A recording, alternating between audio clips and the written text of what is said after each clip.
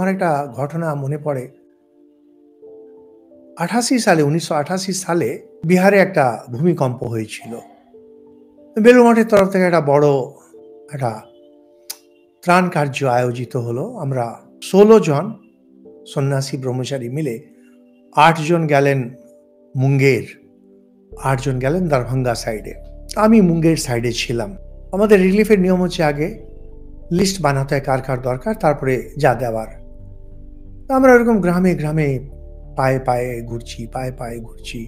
দিনের পর দিন। একটা জায়গায় গেছি গ্রামে, হঠাৎ একজন ভদ্রলোক দেখে মনে হলো টিচার আদি হবেন।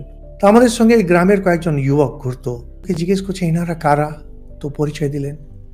জিজ্ঞেস করছেন এনাদের খাওয়া দাওয়ার কোনো ব্যবস্থা করেছো তোমরা? না তো। এত জোর রেগে গেলেন তিনি। তোমাদের লজ্জা করে না?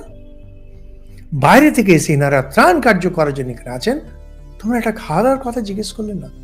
আমরা আবার সেই সকাল ৯টার সময় ওই ডাল ভাত কোনো রকমে খেয়ে বেরিয়ে যেতাম, সারাদিন ঘুরতাম। তো জোর করে না, তো ওই দই চিড়ে ওইদিকে খাইয়ে ছাড়লো আমাদের। না, আমরা যেতে দেবো না। মনে মনে ভাবছেন দেখুন এই হচ্ছে আতিথ্য।